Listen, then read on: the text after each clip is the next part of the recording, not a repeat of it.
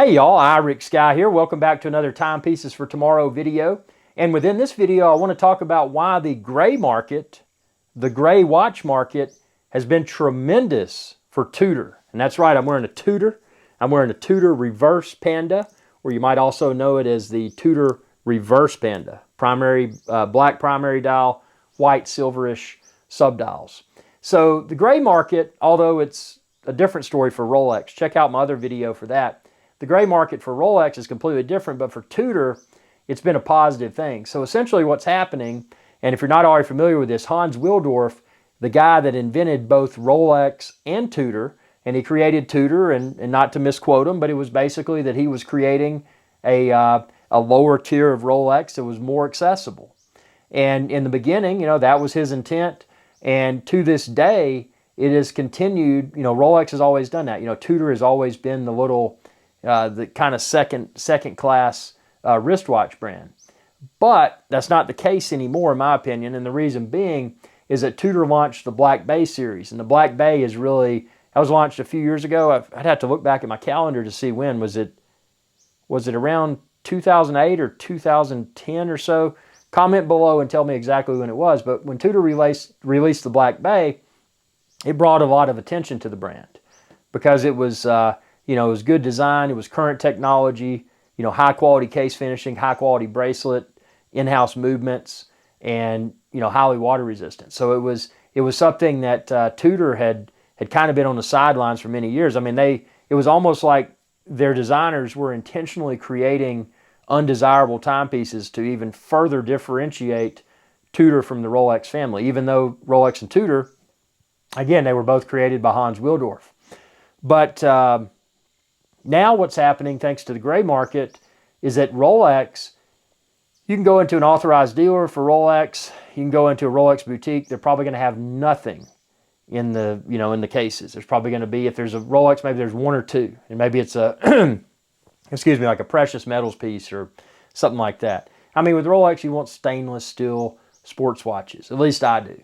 So what it's done, though, it's been tremendous for Tudor because when you go into those stores that also sell Tudor, you're seeing a bunch of Tudors, and it's creating a lot of buzz around. It's enhancing the buzz surrounding Tudor because people can't find the Rolex, and they're like, well, gosh, I can get a watch that's just as good as a Rolex. Now, again, check out my other videos. We'll talk about that. There are differences in quality between a Rolex and a Tudor, but it's very insignificant. Check out my other videos to learn about that. But you're getting basically, you're getting the Rolex design, you're getting in my opinion, the Rolex quality, minus a few finer finishings and this, that, and the other, but you're getting it at a significantly lower price today.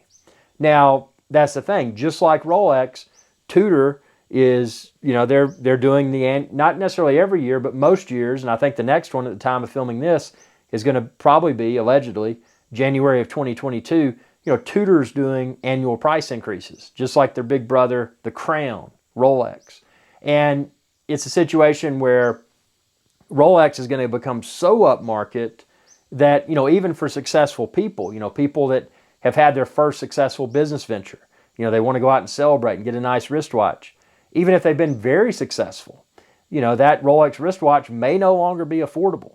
It's always got to hurt a little bit, because if it doesn't, then it's just a common item, and there's no sense of value there. I mean, whatever you did in life to create financial success, you did it. You want to reward yourself. You want something nice. So, it's kind of stinging a little bit. But now it's getting to the point where Rolex is becoming so upmarket, not just because of the annual price increases, but because of the gray market, and you can't go into an authorized dealer and find a Rolex. I mean, if you get really lucky, you might. If you're on a good list with the authorized dealer, maybe you'll get on a waiting list and get one in a few months or a few years. But it's a completely different ballgame. But for Tudor is plentiful today. But Tudor is becoming less plentiful, especially if you look at some of the core references like the Tudor Reverse Chrono, the Tudor Reverse Panda, and then the Tudor Panda, which has the white primary dial and the black subdials. And then also the Black Bay 58. Those are often in short supply.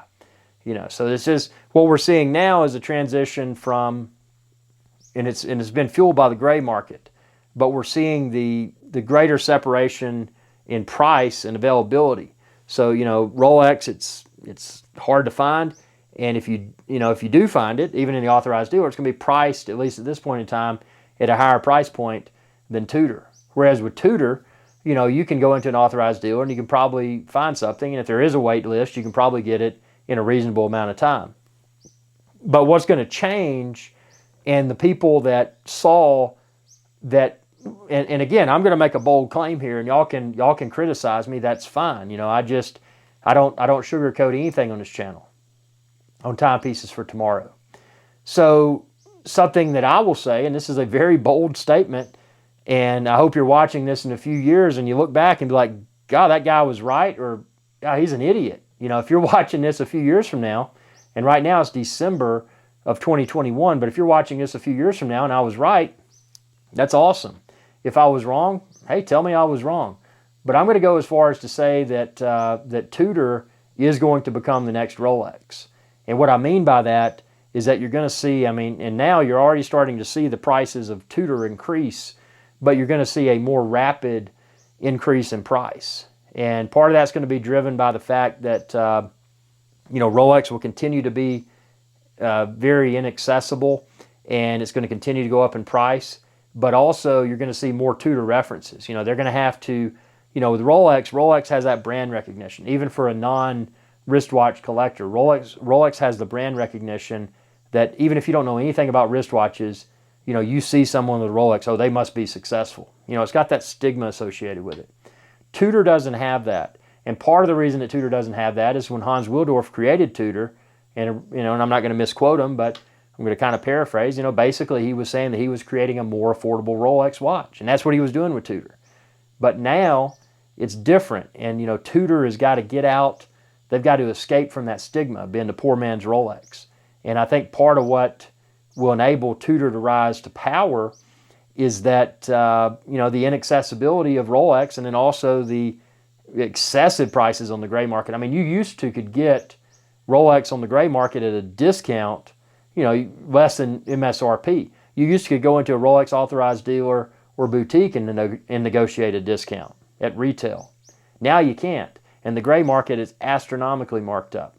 So Tudor is in a position now to where if their marketing is right, and the thing is with Rolex marketing and with Tudor marketing, the thing about it is say less and it means more. They don't have to promote their brand. Rolex is already the best wristwatch in the world. Now, sure, I've handled a lot of very nice wristwatches, some of which are better than Rolex, but the stigma associated with Rolex is that it is the best wristwatch. And it's a great wristwatch, don't get me wrong. But, a lot of people assume that, oh, it's the best, and they don't know anything about wristwatches. But I know a lot about, I feel like I know a decent amount about wristwatches, and I will say that Rolex is one of the best wristwatches. And it's not because of the marketing or the perceived status or this, that, or the other. But Tudor, I will say, definitely has a perception problem. That perception problem was created by Hans Willdorf himself. So now, in the absence of Rolex and these authorized dealers and boutiques, they need to really, to bring Tudor to fame. And I think what we're going to see happening is that we're going to see, the Rolex entry-level tier, what in the past was your Oyster Perpetual, your, some of your Datejust, the Explorer 1, a lot of those types of pieces. Now those are up market. And they didn't used to be. They were the entry-level dogs of the range, as people might say. But, now they're expensive pieces. So, Tudor's got to step in and fill that gap. And, Tudor right now has a very large range. They've got the lower-end Tudors that are, in my opinion, extremely entry-level. And then they've got some of the higher-end Tudors, and again, I wouldn't be a buyer of Tudor in precious metals, but they've got some precious metals pieces now. And, they've got in-house movements. They've really upped their game. So you're getting what's a vintage, an old-school looking Rolex-style watch that has current technology. You're getting solid end-links bracelet. You're getting, at least in this reference, and in most of the black bays, an acceptable level of water resistance. Typically I think they may all be 200 meters, 660 feet. But I know that's the Tudor Black Bay 58 and the Tudor Chrono like I wear. But they've created this positive perception. And since they released Black Bay, the Black Bay initially, it brought a lot of people to Tudor that initially just kind of looked away from it. It's like, man, I'm not insulting Tudor when I say this, but they did release a lot of junk. Prior to the Black Bay, they released a lot of highly undesirable pieces. But since they created the Black Bay, even though I wasn't a fan of the original Black Bay because I felt that they set too high on the wrist, I do like the Black Bay 58. I feel that it's perfect proportions in 39 millimeter. And I also feel that the Tudor Chrono, even though this is a 41 millimeter wristwatch, I feel that the case proportions and the wearability are phenomenal. So, the Black Bay 58, in my opinion, and the Tudor Chrono, two exceptional pieces. And if Tudor continues to create quality timepieces like that, and they stick with their own style, they don't, it's because prior to the Black Bay, they had a lot of outlandish things. Again, that number one, I just felt looked cheap. They didn't, when you saw it, it's like, you didn't think that had anything to do with the Rolex brand. It was just some really hideous looking wristwatches. But now with Black Bay, you've got a vintage inspired current technology wristwatch currently at a price point that's less than Rolex, and it's positioned to take over that entry level price point for Rolex and then go past that. So, I'm glad that, I could look back on this and you could be watching this video in a few years, but I'm happy that I saw what was coming. I was able to see that, okay, Tudor Black Bay is a real deal. And then, putting the clues together and, okay, well, the gray market has pretty much destroyed Rolex. They don't have anything to sell. So it's, the gray market has put an additional set of eyes on the Tudor pieces because they don't have Rolex. So people going into these authorized dealers, it's like, well, we don't have Rolex, but we've got Tudor. And people are like, well, God, those look just like a Rolex. Tell me about it. And with the Black Bay, they've created a product that is sellable, it's desirable, and I think it will become a lot of these Black Bay references will become future classics. But again, they've still got to escape from that stigma that they're just a poor man's Rolex, and then the founder, Hans Willdorf himself, again, he's responsible for that stigma. But I doubt that Hans Willdorf could have seen this far into the future to realize that there would be something called the internet created, that there would be a gray market created for his wristwatches.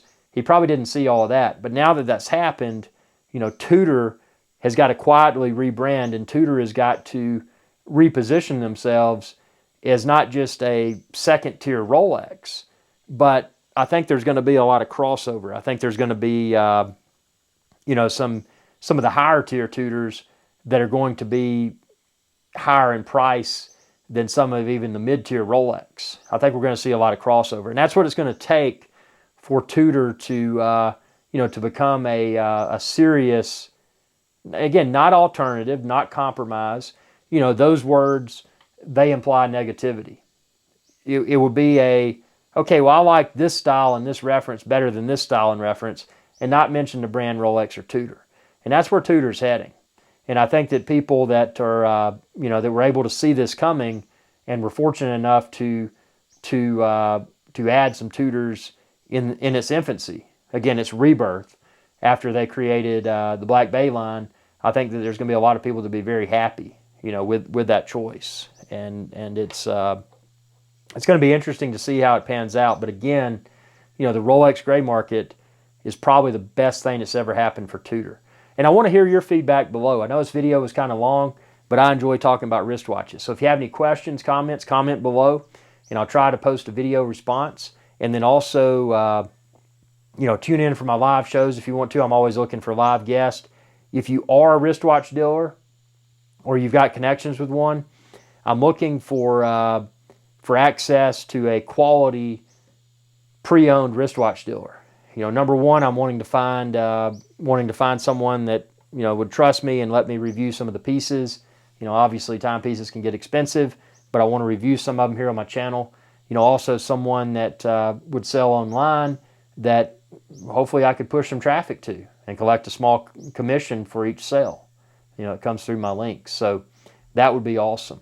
But, and again, that's not isolated to Tudor and Rolex in any means. I mean, this is any sort of pre-owned wristwatch, any sort of desirable pre-owned wristwatch. So appreciate your viewership. Be sure to subscribe. If you're looking for cool swag like the sweatshirt, t-shirts, coffee mugs, pint glasses, and more, look down below and I've got them linked there.